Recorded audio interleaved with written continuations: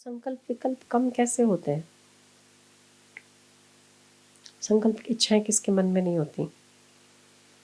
इतना पा लूँ, इतना हो जाए तो अच्छा, इतना बन लूँ तो अच्छा, ये कर लूँ तो अच्छा। तो वैराग्य नहीं है। जिन्होंने पा लिया उन्होंने कौन से जख मारे? उसमें कौन सा कुछ था जो वो सुखी हो गए, जो हम सुखी होने वाले हैं? सारा चक्कर ही इसी बात का है कि हमारी नासमझी है, हमारा अज्ञान ही हमें परेशान करता है। थोड़ा सा अगर डिटेलिंग में चले जाए ना तो सब कुछ साफ साफ नजर आता है। सब कुछ साफ साफ नजर आता है। क्या नहीं आता? आपको भी आता होगा। आप अपने पुराने संकल्प देखो, जो पुराने संकल्प आपने किए और आपने सोचा होगा इसमें तो बड़ा मजा है, बहुत ही अच्छा। और जिस तरीके से आपने उस संकल्पों को जिन तीव्रताओं के साथ पूरा किया होगा और वो पूरे हुए होंगे, आज उसमें मजा नहीं आ रहा होगा। सच्ची सच्ची बताओ। अच्छा चलो ईमानदारी से अगर मेरे साथ हो तो हाथ ऊपर करो आप लोग। कुछ तो आपका पूरा हुआ होगा, कुछ तो पूरा हुआ है, कुछ तो हुआ होगा। फिर वो पूरा होने के बाद जब पूरा हो चुका और वो पूरा होकर कंटिन्यूटी में रहा, तो क्या मजा था उसमें? आपको लगा कि इसमें बहुत मजा है? आपको लगा खाम खा पड़ गए, खाम खा हो लिया? ऐसा अगर आपको विचार आता है तो हाथ ऊपर करो। मारू हाड़ू संसार अधूरुच છે, ગમે તેટલું प्राप्त કરી लो ने अधूरुच रहे, ये कभी पूरा हो ही नहीं सकता। तो कुछ भी संकल्प की किसी, ये मत समझो, आप ये मत समझो कि आपने जो संकल्प किए थे वो छोटे मोटे थे इसीलिए आप अभी भी अधूरे हो। अरे मोटे मोटे कर लो तो भी अधूरे ही रहोगे। जो मिनिस्टर मिनिस्ट्री पद को संभाले हुए हैं, बहुत अच्छी बात है कि वो देश के लिए काम करते हैं, पर जिन संकल्पों की तीव्रताओं को लेकर वो आदमी सीएम या पीएम बनता है, उसे वहां पहुंचने के बाद इन झंझटों में सुख का मजा ही नहीं आता। जिस सुख के खातिर वो पीएम या सीएम बनता है, इतनी झंझटें होती है कि वो आदमी हर दिन केवल अपने आप को तैयार करता है जनता की सेवा के लिए, और ये हकीकत है। मजा नहीं आती। पर अब क्या हो, बैकफुट जा नहीं सकते, छोड़ सकना पॉसिबल नहीं है। जख मारे करो, उसके बिना कोई चारा नहीं रहता।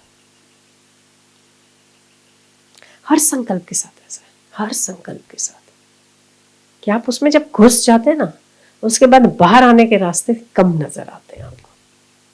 इसीलिए संकल्प करना, तौबा, कुछ भी करो संकल्प मत करो किसी भी बात का।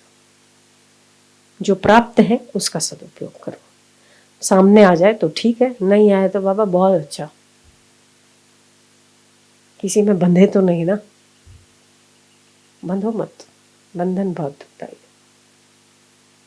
शिवानंद स्वामी केरल के बहुत अच्छे डॉक्टर हुए, शायद आपको पता होगा। उन्होंने डिवाइन लाइफ सोसाइटी के प्रणेता रहे। आज भी बच्चों को बहुत अच्छे संस्कार मिलते हैं।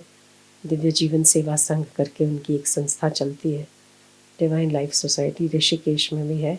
अभी तो उनकी बहुत सारी ब्रांचेस हैं। उनके नीचे शिवानंद के नीचे चिन्मयानंद आए, उन्होंने भी उसको बहुत आगे बढ़ाया। तो शिवानंद ऊंचा ऊंचा 6 फुट का शरीर था, हट्टे कट्टे थे, बहुत तेजस्वी थे, डॉक्टर थे। वहाँ उनके केरल में क्लिनिक चलता था। और आपको पता है कि साउथ इंडियन तो बहुत होशियार होते हैं, है ना? साउथ इंडियन का दिमाग बहुत अच्छा होता है, इंग्लिश बहुत अच्छी होती है। अभी भी पूरे अमेरिका में आप अगर मेन जगह देखोगे, नासा में या साइंटिस्ट की पोस्ट पर सबसे ज़्यादा साउथ इंडियन देखे जाएंगे आपको। कहीं पर भी दूसरी भी जगहों पे आप मेन जो क्रीम जगह है ना, जहाँ दिमाग वाली जगह है, वहाँ आपको साउथ इंडियन मिलेंगे। साउथ इंडियन थे वो। तो डॉक्टरी पढ़ी, MBBS किया उन्होंने। उसके बाद उन्होंने प्रैक्टिस शुरू की तो बहुत पेशेंट्स देखते थे, उनका क्लिनिक चलता भी था। एक दिन, दिमाग तो साइंस का ही था, साइंस के स्टूडेंट तो रहे। एक दिन उन्हें पता नहीं बैठे बैठे विचार आया कि ऐसी कौन सी चीज़ है कि मतलब क्या है, कुछ है कि एक आदमी कल तक ठीक था और आज अचानक से बीमार हो जाता है, और अचानक से बीमार होने के बाद कुछ लोग बहुत छोटी सी बीमारी में चल बसते हैं और कोई लोग भयंकर भयंकर बीमारियों से बाहर आ जाते हैं।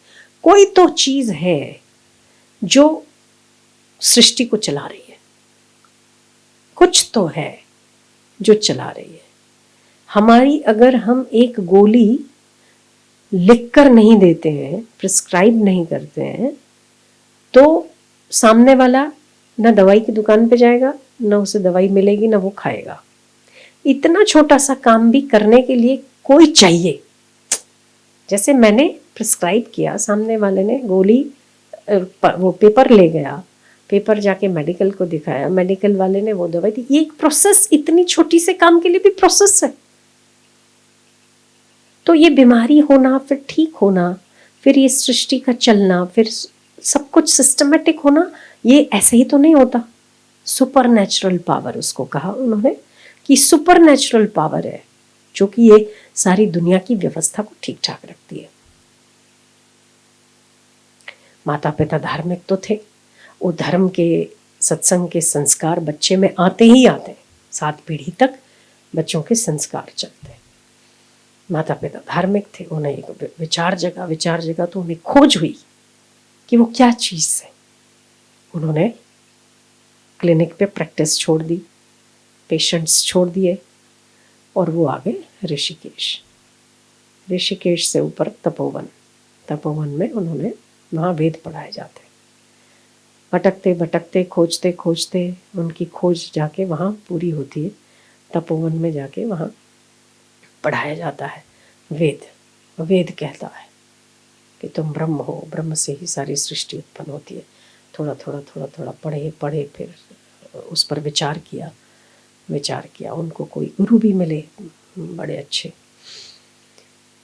खैर वो सब उसके उनके साधन काल में नहीं जाते। काट छाट के मैं जो आपको बात बताने का मेरा जो विचार उत्पन्न हुआ वो ये था कि उन्हें अपने आप में समाहित हो गए। फिर वो घंटों ऋषिकेश में गंगा जी के तट पर बैठे रहते थे, घंटों, और उनके भीतर ओमकार की, सोहम की ध्वनि चलती रहती थी।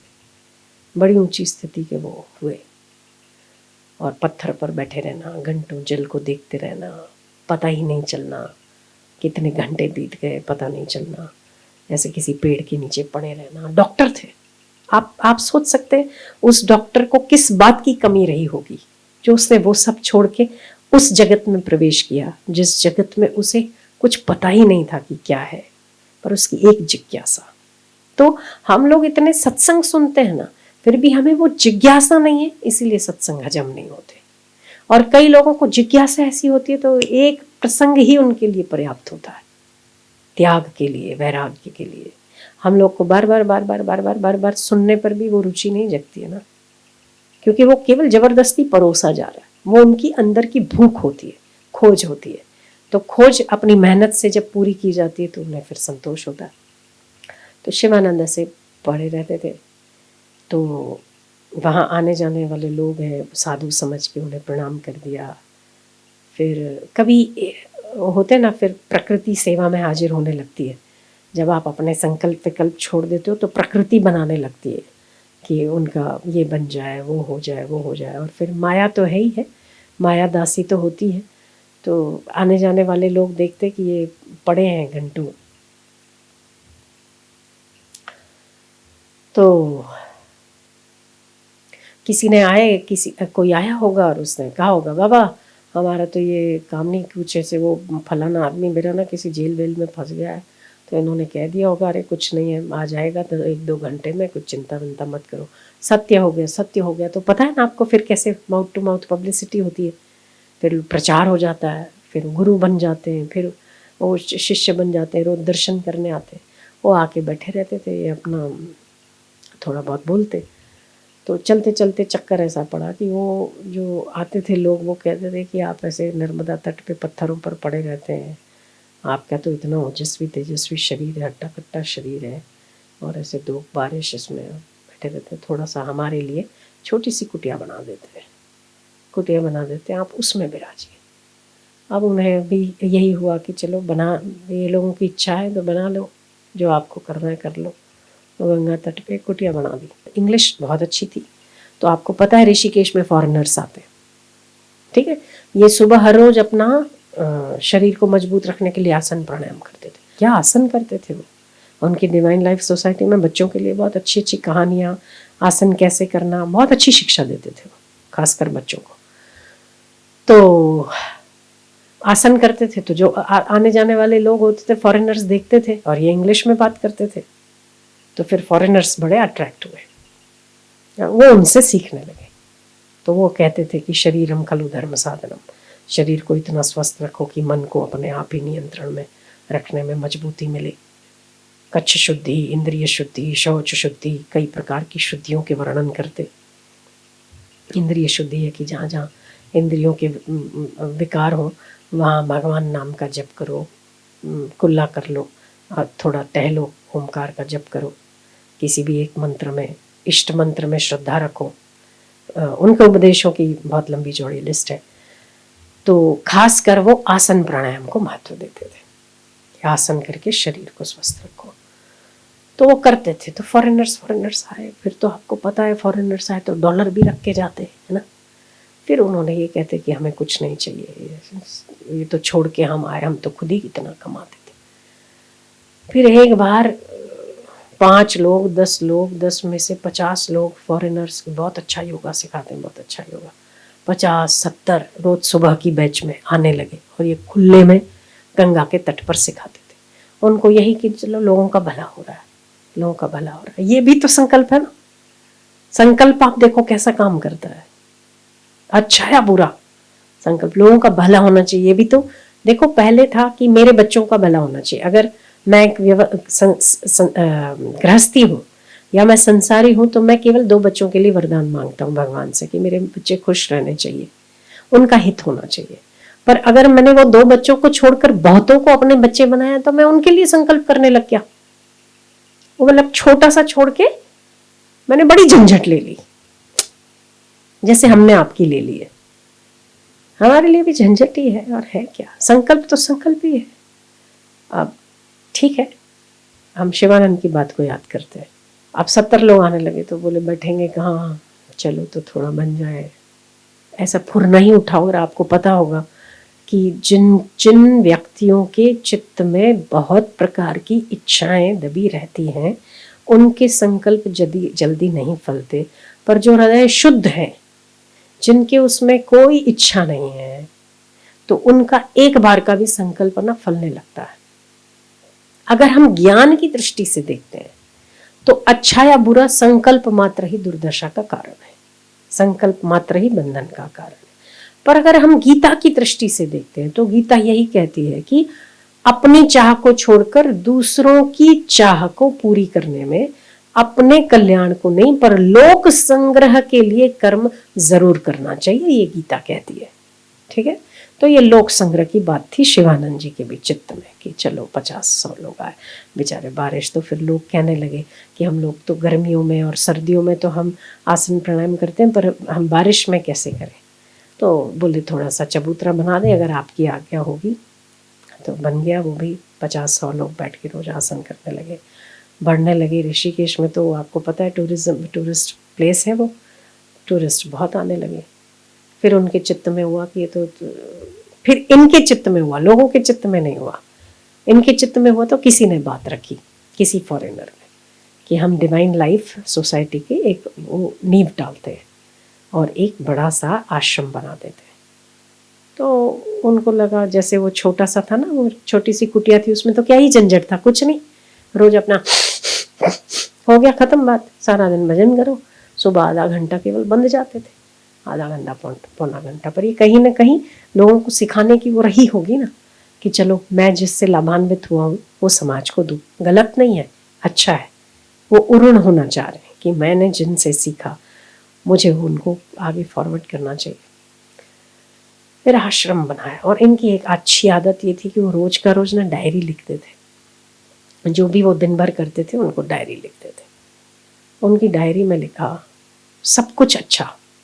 डायरी की आखिरी में ना एक चीज़ उन्होंने लिखी, जब वो जाने वाले थे उन्होंने लिखा, मेरे जीवन की सबसे बड़ी गलती ये आश्रम बनाना, सबसे बड़ी गलती। अगर मैं ये नहीं बनाता मैं ज़्यादा आनंदित था, पर मेरे उस संकल्प ने मुझे जो बांधा वो मुझे बाद में पता चला कि ये आश्रम मेरी सबसे बड़ी गलती है, मुझे नहीं बनाना चाहिए था। चाहे मैंने लोकहित के लिए किया पर वो मेरी गलती थी। शिवानंद डॉक्टर अपने संकल्प से हुआ ना, खुद के संकल्प से किया, तो उन्हें वहां अपनी भूल का एहसास हुआ। जो सहज हुआ, लोग आए, 50 लोग पेड़ के नीचे बैठे, तब तक कोई दिक्कत नहीं थी। 100 लोगों ने चबूतरा खुद ही बना लिया, तब तक कोई दिक्कत नहीं थी। पर इनके मन में उत्पन्न हुआ कि व्यवस्थित एक डिवाइन लाइफ का फाउंडेशन होना चाहिए और एक बहुत बड़ा आश्रम। अभी भी ऋषिकेश में डिवाइन लाइफ शिवानंद आश्रम, डिवाइन लाइफ सोसाइटी, इसके नाम से बहुत बड़ा आश्रम है। अभी भी फॉरेनर्स आते हैं वहाँ पे। उसको फिर चलाया चिन्मय आनंद ने, चिन्मय मिशन चला, हाँ उन्होंने अपना अलग चलाया। खैर, तो बहुत उच्च विचार के धनी रहे वो। पर एक डॉक्टर, उसने अपने पूरे जीवन का विश्लेषण किया, जिस विश्लेषण के चलते उनको खोज हुई, वो विश्लेषण का दिमाग तो गया नहीं ना। वो हर रोज डायरी लिखते तो क्या अच्छा किया मैंने, क्या बुरा किया और क्या छोड़ना चाहिए, क्या, वो बड़े स्व अध्यायी रहे। स्वाध्याय जिसको हम कहते हैं, तो स्वाध्याय केवल पढ़ना नहीं होता है, स्वाध्याय ये भी है, सबसे बड़ा स्वाध्याय है अपना अध्ययन करना। मैं क्या हूँ, कहाँ जा रहा हूँ। और वो यहाँ तक कि कुछ गुण है ना लिख लेते थे कि मेरे में इन दोष, ये दोष हैं, इन गुणों की कमी है, आज मैं केवल इसी पे काम करूंगा। बहुत सिस्टमेटिक थे वो। सिस्टमेटिक मतलब आप डॉक्टर एक सिस्टमेटिक और डिसिप्लिन्ड होता है, और वो भी साउथ का है ना, तो उनको जैसी तैसी चीजें चलती नहीं है, तो अपने लिए भी बड़े डिसिप्लिन थे। अगर कुछ गलती हो जाए तो सजा देना, ऐसे डिसिप्लिन हमारे जीवन में भी खूब रही। जब साधन काल था तो अगर आज इस वाले सद्गुण पर काम नहीं किया तो 2 टाइम भोजन नहीं करेंगे, केवल नींबू का पानी पी के रहेंगे, 40 दिन केवल नारियल का पानी पिएंगे। बहुत बहुत सजाएं दी हमने अपने आप को, तो बिना उसके तो आप कुछ बन ही नहीं सकते। ऐसे ही अगर सहज में आपको ईश्वर की प्राप्ति हो जाए, भूल ही जाना चाहिए कि आपका काम कोई गुरु कर लेगा, नहीं, वो केवल मार्ग दिखाएगा। कड़क अनुशासन के साथ तो आप ही को चलना पड़ेगा। तो ऐसा व्यक्ति जिन्हें हजारों लोग फॉलो करते हो, जिन्हें शिष्य समुदाय ऐसी नज़र से देखता हो, श्रेष्ठ पद पर विराजमान किया हो, इतना बड़ा आश्रम चलता हो, इतने बड़े संस्थाएं चलती हो, इतने बच्चे लाभ लेते हो, वो आदमी कहता है कि मेरी सबसे जीवन की बड़े में बड़ी गलती है कि मेरे संकल्प से मेरा आश्रम बनना। इसका मतलब सब कुछ त्याग करके जो चट्टान पर सोने में उनको मजा था, वैसा आश्रम में नहीं आया होगा, है ना। जो 50 लोग सहज में आ जाते थे और ये जो बोल के फ्री हो जाते थे, तब वो चिंता नहीं थी ना, तब चिंता नहीं थी कि आ रहा है कोई कि नहीं आ रहा है। बाद में जब बन गया तो उसे मेंटेन करने में, मैनेजमेंट करने में हर दिमाग का हर वो लगता ही है ना।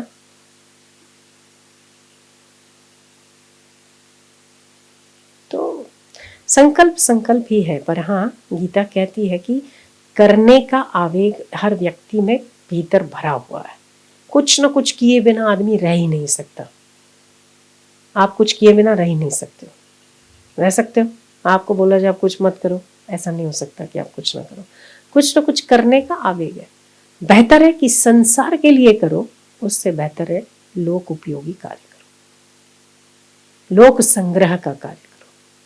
पर गीता इसका बहुत अच्छा एक मुक्त होने का सबसे अच्छा उपाय देती है। वो ये कि अपने संकल्प विकल्पों के साथ चलते हुए नहीं, पर प्राप्त परिस्थिति का सदुपयोग करते हुए ईश्वर को अर्पण कर दो, ताकि उसमें आपका मोह ना लगा रहे, उसमें आप बंधन मुक्त रहें, बंधन से मुक्त रहे, बंधन युक्त ना हो। ये गीता का कहना।